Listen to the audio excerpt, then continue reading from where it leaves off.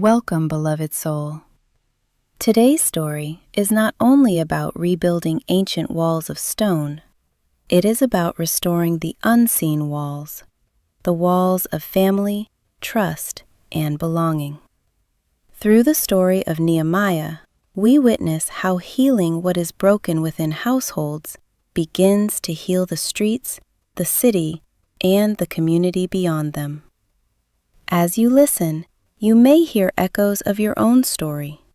So settle in and let this ancient wisdom speak gently to your heart. The winter rains had come early to Susa, turning the palace gardens into mirrors of grey sky and bare branches.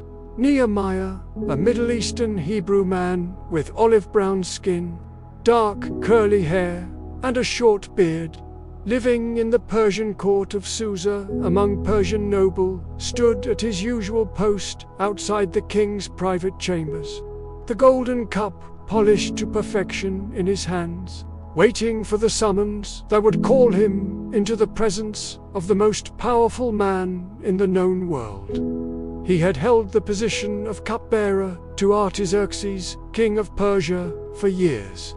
It was a role of extraordinary trust.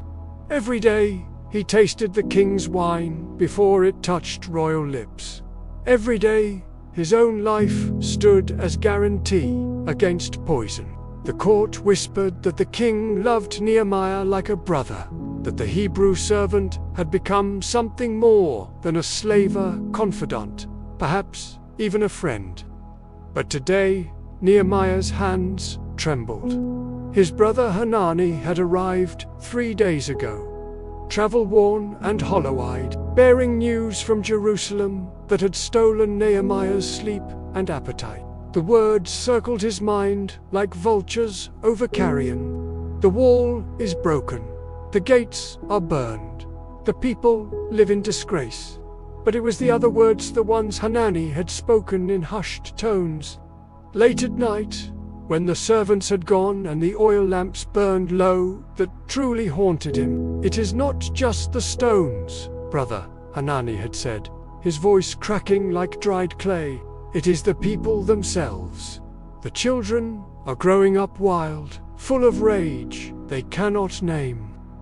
Young men fight each other in the streets over nothing, over a glance, over a word, over the bitter anger they inherited from their fathers. The women weep behind closed doors because their sons have become strangers to them.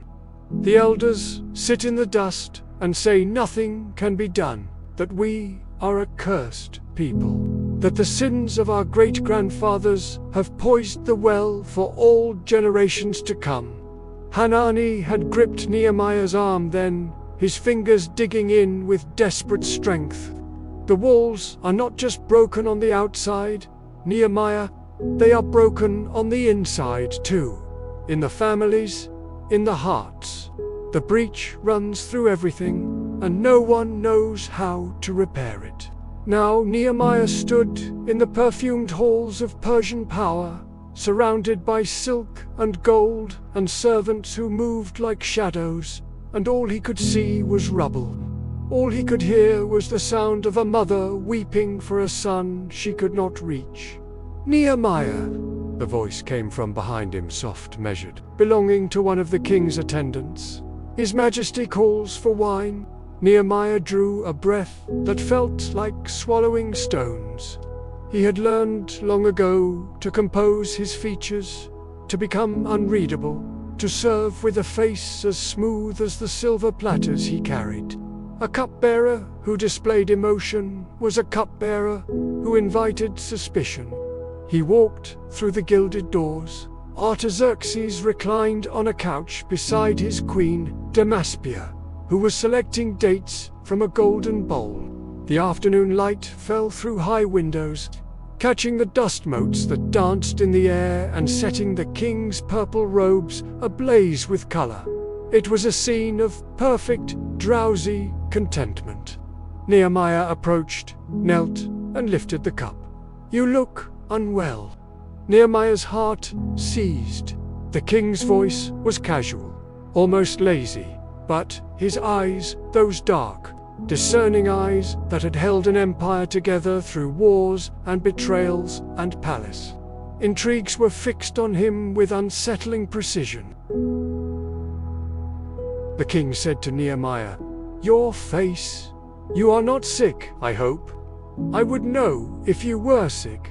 I can see that something troubles you." Artaxerxes sat up slightly, his head tilting with the curiosity of a man who had grown bored with easy answers.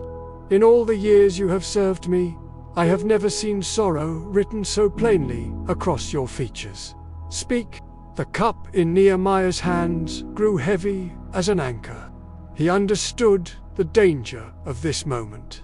Kings did not like problems that were not their own. Kings did not like servants who carried burdens beyond their station. One wrong word, and the life he had built could crumble faster than Jerusalem's walls. "My king," his voice emerged rough and cracked, as if the words were being dragged from deep within stone. "May the king live forever. How can my face not be sad when the city where my ancestors are buried lies in ruins? Its gates have been destroyed by fire. Its walls are broken. Its people," he paused, the image of wild-eyed children and weeping mothers rising unbidden. "Its people live in disgrace, with no protection, no boundaries, no sense that they belong to anything greater than their own despair." The silence that followed seemed to stretch across centuries. Damaspia's hand hovered, frozen, over the bowl of dates. A servant in the corner stopped breathing. Nehemiah kept his eyes on the floor, watching the patterns of light shift across the marble, wondering if he had just spoken his last words as a free man. "What is it you want?" Nehemiah looked up. The king's face held no anger, only a keen, almost hungry interest. And in that moment, in the space between one heartbeat and the next, Nehemiah sent a desperate, wordless prayer toward the God of his fathers. Not with folded hands, not with formal words, just a soul crying out into the darkness. Help me. Give me words. Show me what to ask for. "If it pleases the king," Nehemiah said slowly, each word finding its way to his tongue as if placed there by an unseen hand. "And if your servant has found favor in your sight, send me to Judah, to the city where my fathers are buried, so that I can rebuild it." The journey from Susa to Jerusalem took 4 months. Nehemiah traveled with a cavalry escort, the king's own soldiers. Their presence, a statement of royal favor that opened every gate and silenced every challenge. He carried letters bearing the king's seal, granting him timber from the royal forests and authority over the entire region. He had been given everything he needed, and yet, as the broken outline of Jerusalem finally emerged from the Judean hills, Nehemiah felt something inside himself crack open like a wound that had never properly healed. He entered the city at dusk, when the failing light was merciful enough to soften the worst of what lay before him. Even so, he could not escape the reality. Great gaps yawned in what had once been walls 15 feet thick. Charred timbers jutted from the earth like blackened bones.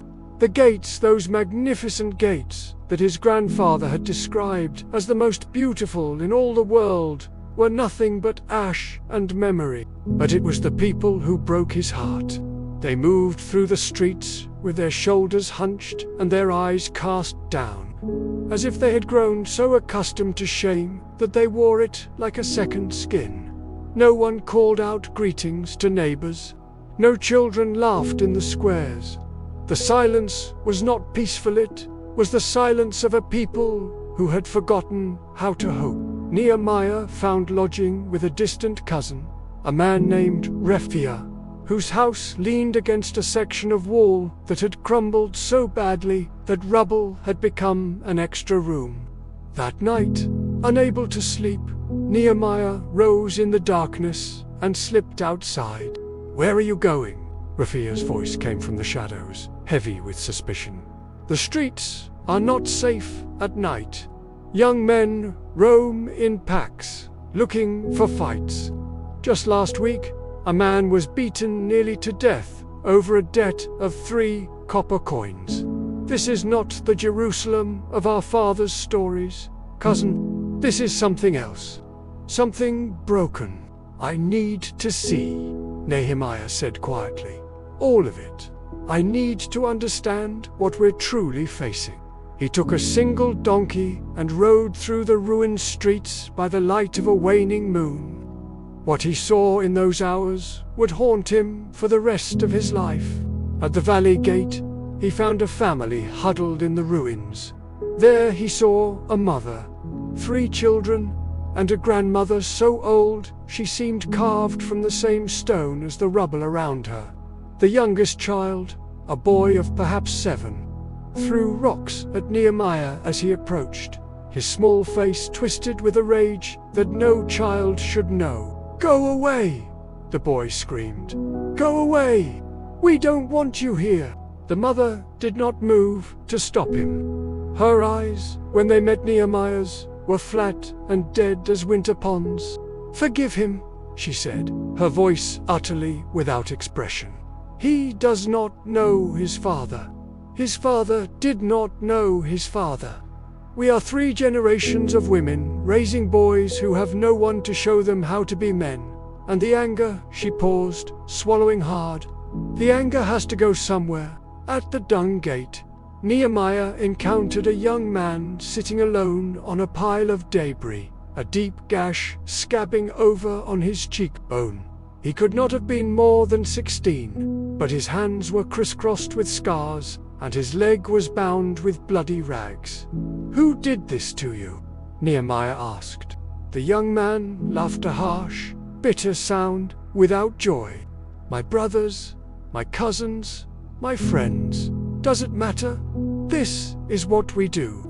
Our fathers gave us nothing but their shame, and shame turns to anger, and anger needs release." He gestured at the broken walls around them. "Everything is broken. Why should we be any different?" At the fountain gate, Nehemiah found an old man named Shalom, who sat in the darkness weeping. When Nehemiah approached, Shalom looked up with red-rimmed eyes. "I had 4 sons," the old man whispered. "Strong sons, good sons, when they were young, but the world broke them, one by one. The oldest died in a fight over nothing, over an insult and a moment of pride. The second drank himself into an early grave because he could not forget how his mother died in the invasion, how there was no wall to protect her, no gate to keep out the enemy. The third wanders the wilderness, now mad with grief, unable to live among people. And the youngest," Shalom's voice broke, "the youngest blames me. He says I should have been stronger. He says I should have protected them. He says the curse runs through my blood and he wants nothing of it." The old man's hands shook as he covered his face. "Tell me," he said, "how does a man repair what he has broken in his own children? How does he rebuild a wall inside a heart?" Nehemiah had no answer. But as he rode back through the city, past the rubble and the ruins, and the people who had stopped believing that anything could ever be different, a fire began to burn in his chest. Not anger, something else. Purpose.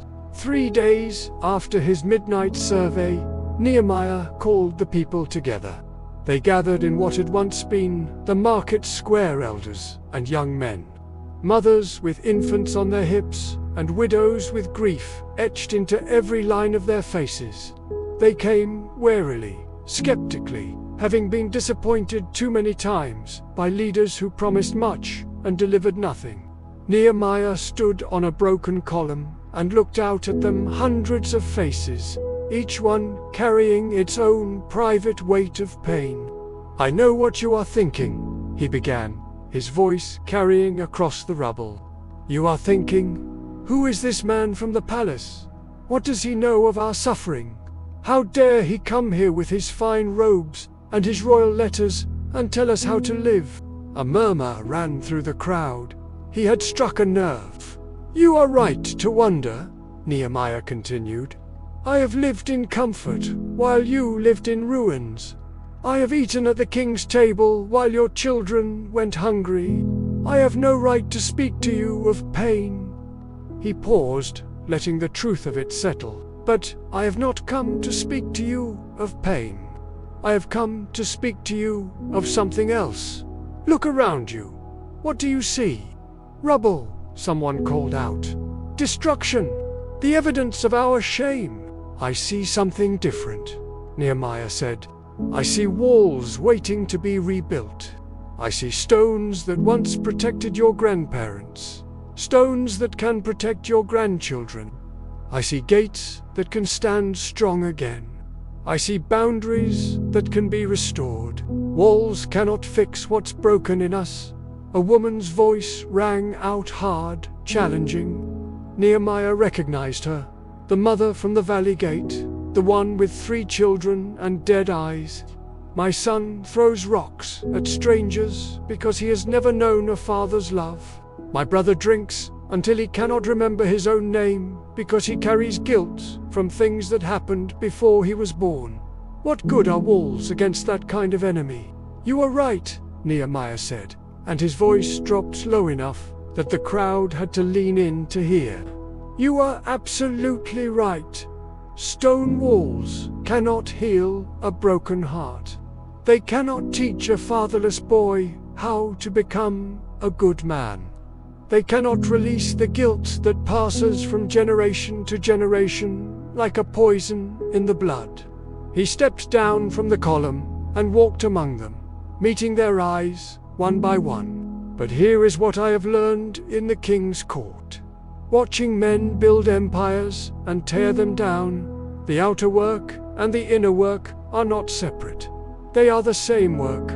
When we come together to repair what is broken around us, something starts to repair what is broken within us. When we stand side by side, fathers next to sons, mothers next to daughters, neighbors who have been strangers for years, and we lift stones together, and we sweat together, and we struggle together, we begin to remember who we are. If this story is touching something tender in your own life, something broken, something you've been trying to hold together, quietly stay with us. You're not alone in this, and you're not too late. He stopped in front of the young man from the dung gate there, one with the scarred hands and the bitterness in his laugh. What is your name? The young man's jaw tightened. Malchijah? Malchijah, son of who? A long pause. Then, reluctantly, son of Rechub. Where is your father? Dead for 10 years now. He was killed in a dispute over land that didn't even belong to him. Died for nothing. Left nothing. Nehemiah nodded slowly. And the anger you carry, does it honor his memory? Does it build anything? Or does it only tear down? Malchijah's hands clenched into fists, and for a moment Nehemiah thought the young man might strike him, but then something flickered across his face, a slight crack in the carefully constructed wall of rage. I don't know how to do anything else, Malchijah whispered. The anger is all I have. Then let me offer you something more. Nehemiah placed a hand on the young man's shoulder. Come and build with us. Take that strength in your arms, that strength you have used to fight and tear down, and use it to lay stones. Use it to lift timbers. Use it to create something that will stand for your children, and their children, and the generations after them. He turned back to the crowd. I am not asking you to forget your pain. I am not asking you to pretend that the last 100 years did not happen, that your families were not torn apart, that your fathers and mothers did not suffer in ways that have left wounds upon your souls. I am asking you to take all of that, every broken thing, every bitter memory, every piece of rubble inside your hearts, and build something new with it." He raised his voice until it echoed off the ruined walls. "You will be called repairers of broken walls, restorers of streets with dwellings. This is who you are. This is who you were always meant to be." For a long moment, no one moved. The silence was so complete that Nehemiah could hear his own heartbeat. Then old Shalom, the man who had wept at the fountain gate for his 4 broken sons, stepped forward. "I will build," he said, his voice rough but steady. "I have nothing left to lose. And perhaps," he faltered, then found his footing again, "perhaps there is something left to gain." One by one, others began to move. Malkayeh, the mother from the valley gate, her son, the rock-throwing boy, who looked up at her with wide, uncertain eyes. Families who had not spoken in years. Young men who had been at each other's throats the week before. By the time the sun set that evening, Nehemiah had a list of volunteers organized by sections of the wall. Each family, each clan, each group of neighbors would rebuild the portion closest to their own home. They would repair the breach together. The enemies came, as enemies always do, when hope was most fragile. Sanballat arrived first, the governor of Samaria, whose power depended on Jerusalem remaining weak and broken. He rode through the half-rebuilt streets with his retinue of armed men, laughing at the work parties struggling to lift stones into place. "What do these feeble Jews think they are doing?" he called out, loudly enough for everyone to hear. "Do they think they can rebuild? Do they think they can bring these burned stones back to life? A fox could knock down what they are building." His companion, Tobiah, a wealthy merchant who had grown rich off Jerusalem's misery, added his own mockery. "Look at them, farmers pretending to be builders, children playing with their father's tools. This wall will stand for a season, maybe 2, and then it will crumble again, just like their spirits. These people are broken at the root. You cannot repair what is rotten to the core." The words cut deeper than any sword. Nehemiah watched as workers set down their tools, as shoulders slumped, as eyes that had finally begun to kindle with hope started to dim again. And then something else happened. Young Malchijah, the angry young man with scarred hands, picked up a stone the size of a man's head and set it in place on the wall. His jaw was tight, his movements deliberate, his eyes fixed straight ahead. "My father died for nothing," he said, loud enough for everyone to hear, "but I will not. This stone will outlast their mocking. This wall will outlast their power. And when my children ask me what I did with my life, I will not have to tell them I laid down when the enemy laughed." One by one, the others returned to their work. But the mockery was only the beginning. When words failed to stop the building, rumors spread that an attack was coming. Armed raids, night assaults. The enemies would come with swords and scatter the people like chaff. Fear gripped the community like a fist around the throat. The sounds of building slowed. Families began to whisper about abandoning the work, about fleeing to the surrounding villages, about protecting what little they had rather than risking it for a dream that might never come true. On the night when the fear was thickest, Nehemiah called the people together again. This time they gathered by torchlight, their faces painted in shadows and flickering gold. The wall behind them stood half-finished, a testament to what they had accomplished, and a reminder of how much remained. "I know you are afraid," Nehemiah said. "I am afraid too. The threats are real. The danger is real. And anyone who tells you otherwise is lying." He paused, letting the truth of their situation settle over them like a heavy cloak. "But I want you to look beside you." Look at the person standing to your left, to your right. Look at your wives, your husbands, your sons and daughters, your parents, your neighbors who have become something like family through these weeks of labor. He drew his sword not in threat, but as a symbol and held it aloft. Remember the Lord, who is great and awesome, and fight for your families, fight for your sons, fight for your daughters, fight for your wives, fight for your homes. The mother from the valley gate, whose name was Miriam, he had learned, stepped forward. Her son stood beside her, no longer throwing rocks, his small hand clutched in hers. I came here because I had nothing left, she said, her voice stronger than Nehemiah had ever heard it. My children had no father, no protector, no wall between them, and a world that wanted to swallow them whole. But these past weeks, she gestured at the half-built wall, at the people around her.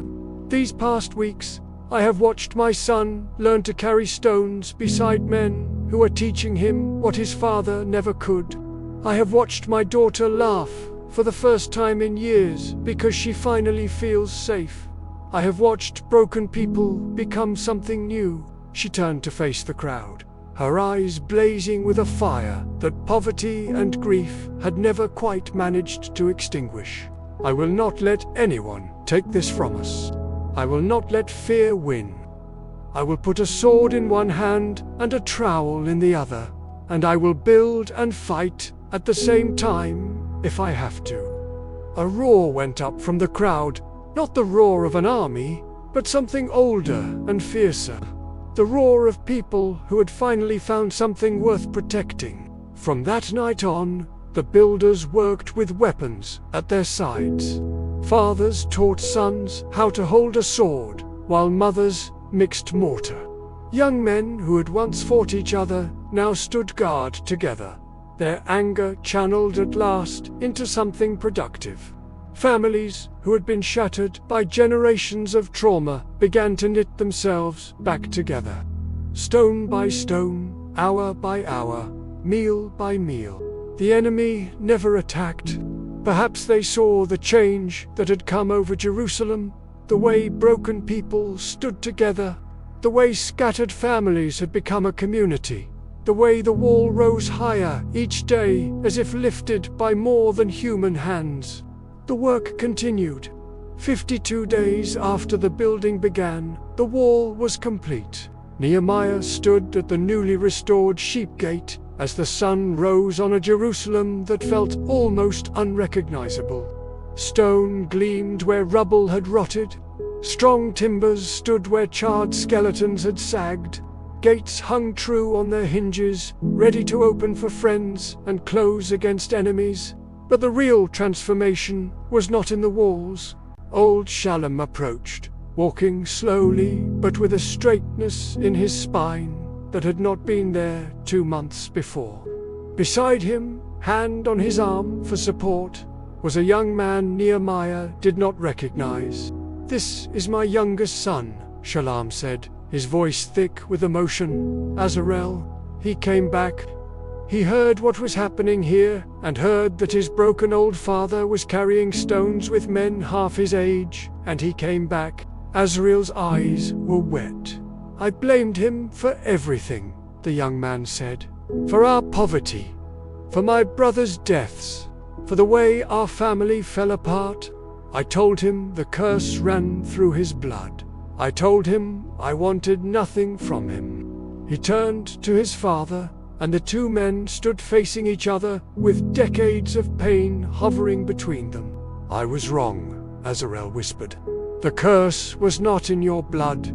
It was in the breaking, in the walls that fell around our city, around our family, around our hearts. But if walls can be rebuilt," he gestured at the gleaming stone around them, "then maybe we can be rebuilt too."